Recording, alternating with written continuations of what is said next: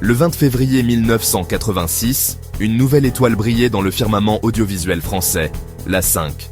Ce jour-là, la France assistait à la naissance d'une chaîne qui allait bouleverser les habitudes télévisuelles du pays.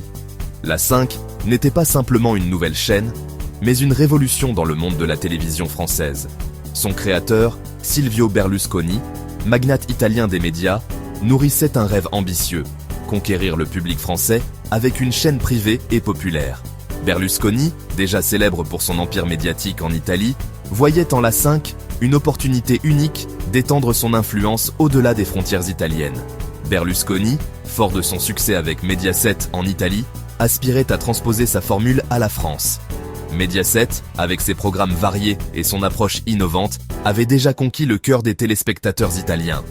Berlusconi espérait que cette même recette fonctionnerait en France, un marché qu'il considérait comme mûr pour le changement. Il misait sur une programmation grand public, mélangeant divertissement, films et séries américaines, le tout saupoudré d'une touche d'impertinence.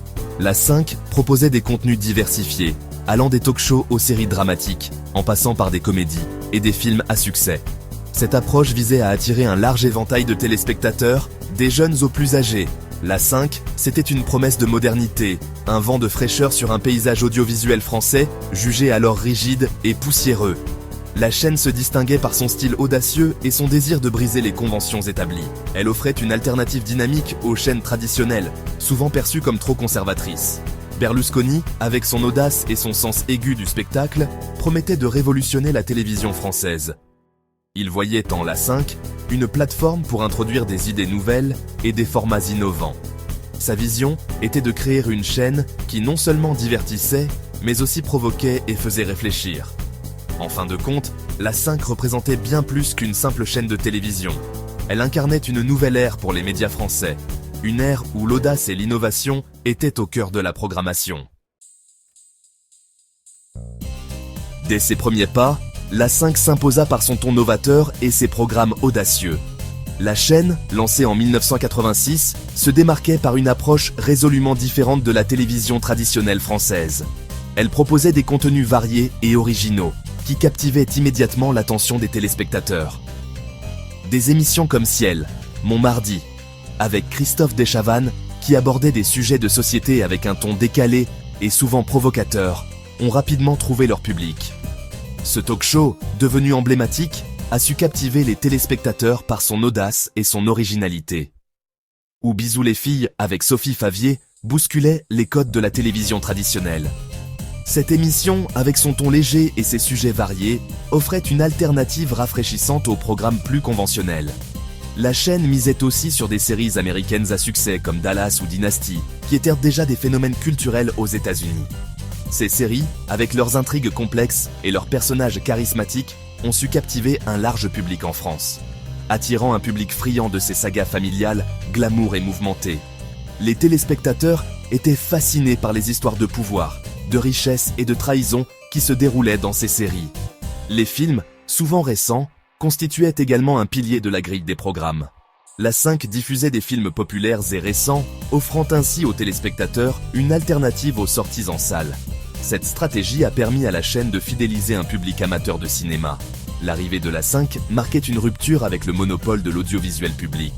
Pour la première fois, une chaîne privée offrait une véritable alternative aux chaînes publiques, avec une programmation plus diversifiée et audacieuse.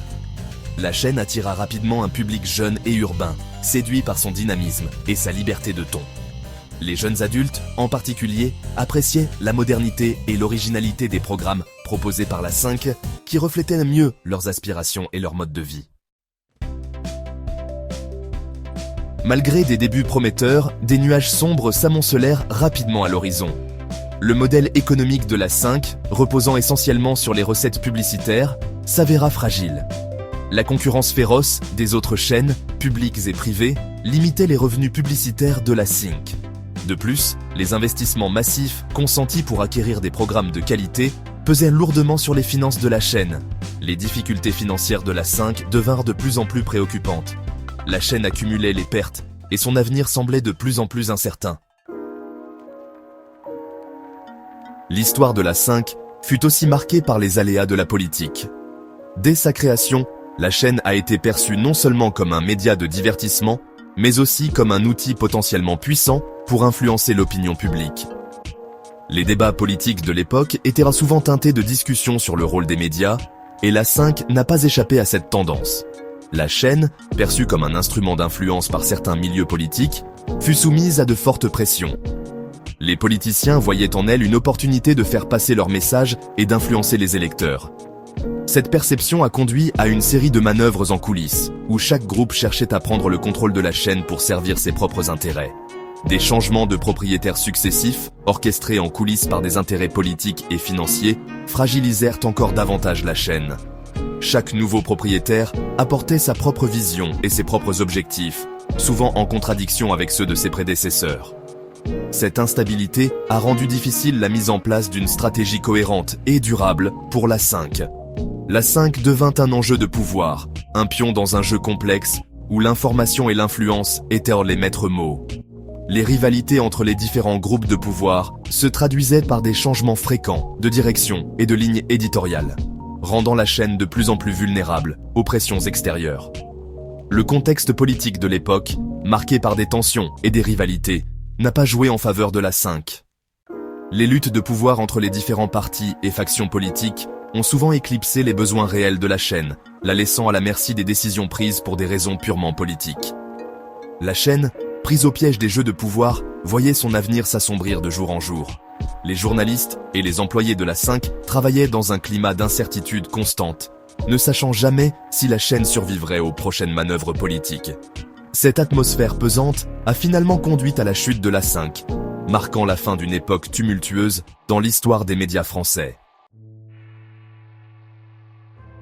Section 5. La lutte pour la survie.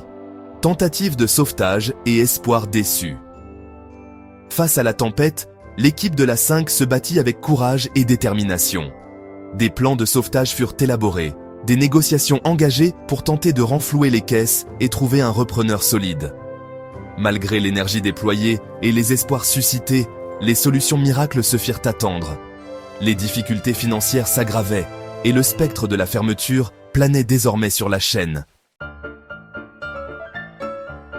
Section 6. Le rideau tombe, la fin abrupte d'une aventure télévisuelle. Le couperet tomba le 12 avril 1992. Le tribunal de commerce de Paris prononça la liquidation judiciaire de la 5. C'était la fin brutale d'une aventure télévisuelle qui avait pourtant débuté avec tant de promesses. La fermeture de la 5 provoqua une onde de choc dans le paysage audiovisuel français. Près de 900 personnes se retrouvèrent au chômage, victimes de la débâcle financière de la chaîne. Section 7. Le spectre de TV6, une autre victime du paysage audiovisuel. Le destin tragique de la 5 rappelle celui de TV6, autre chaîne privée qui disparut prématurément en 1987. TV6, chaîne musicale s'adressant à un public jeune, avait connu un succès d'estime avant d'être victime de décisions politiques. La disparition de TV6, tout comme celle de la 5, a mis en lumière la fragilité des chaînes privées face aux enjeux politiques et économiques. Section 8. L'héritage de la 5. Une empreinte durable. Malgré sa courte existence, la 5 a laissé une empreinte indéniable sur l'audiovisuel français. La chaîne a contribué à dynamiser le paysage audiovisuel en introduisant de nouveaux formats et de nouveaux talents. L'esprit novateur de la 5 se perpétue aujourd'hui à travers des chaînes comme France 5, qui accordent une large place à la culture, aux sciences et aux documentaires. Section 9. Conclusion. Leçon d'un échec retentissant. L'histoire de la 5, c'est l'histoire d'un rêve brisé, d'une ambition qui s'est heurtée à la dure réalité du monde des médias. C'est aussi le récit d'un échec dont les leçons n'ont pas été oubliées. La 5, malgré sa disparition, reste un symbole fort de l'évolution de la télévision française. Une chaîne qui a osé, qui a tenté et qui a, à sa manière, contribué à façonner le paysage audiovisuel que nous connaissons aujourd'hui.